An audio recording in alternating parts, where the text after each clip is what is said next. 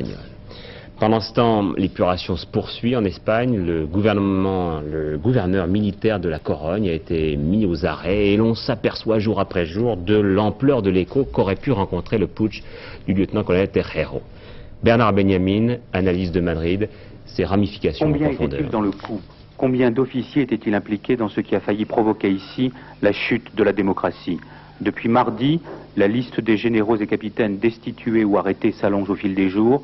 On est loin de cette farce imaginée par un lieutenant-colonel d'opérette, comme on avait cru le percevoir au tout début. Le malaise est réel dans l'armée espagnole, la colère et l'exaspération des militaires existent bien, reste que pour le moment, tout le monde se tait dans les états-majors, qu'ils soient en active ou dans la réserve. Les officiers observent scrupuleusement la loi du silence. Un homme, un civil, les connaît bien. Franquiste Bontin, ancien maire de Madrid, Jesús Huevos, possède de solides amitiés dans l'armée. Selon lui, si la grogne touche 60 à 70% des militaires, leur fidélité au roi est telle qu'ils ne bougeront pas devant les purges décidées par Juan Carlos, mais à certaines conditions. Je crois que si vraiment les politiciens ont appris la leçon du coup de force de las Cortes de l'autre jour, n'est-ce pas, rectifient sa politique, ils font une politique nationale, vraiment nationale, alors peut-être la situation, heureusement pour tout le monde,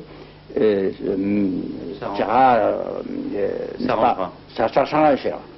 Mais si continue la lutte entre les partis, l'impuissance des politiciens devant les graves problèmes de l'Espagne, alors arrivera sans doute un moment et l'armée et le peuple espagnol, naturellement, seront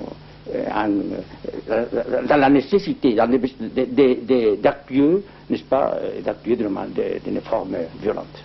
Le danger d'une nouvelle intervention n'est donc pas écarté. Et le pire, c'est qu'il ressurgit dans les propos d'un autre militaire de tendance socialiste, celui-là, le commandant Otero. Expulsé de l'armée il y a 5 ans pour propagande séditieuse, il conserve lui aussi des contacts étroits avec son ancien milieu. Il faut de toute urgence changer les hommes clés qui sont à l'état-major aujourd'hui. C'est une mesure indispensable. Mais je crois aussi que des réformes plus profondes sont nécessaires dans l'appareil militaire, dans l'institution qui est restée profondément franquiste. On l'a vu avec ce coup d'État avorté. Si ces réformes ne sont pas entreprises, alors là oui, la démocratie et la liberté en Espagne seront en danger et nous nous retrouverons très rapidement dans une situation extrêmement préoccupante. La menace est donc réelle, elle est même clairement énoncée régulièrement dans un journal espagnol. Ce journal, le voici, c'est l'Alcazar, qui, comme son nom l'indique, reflète des opinions d'extrême droite et offre ses colonnes à un mystérieux collectif regroupant plusieurs officiers qui signent Los Almendros, c'est-à-dire les amandiers. Il lance de véritables appels au coup d'État militaire et donne même une indication précise sur l'époque à laquelle ce coup d'État pourrait se faire. Les amandiers, disent-ils, fleurissent au printemps, c'est-à-dire dans un mois.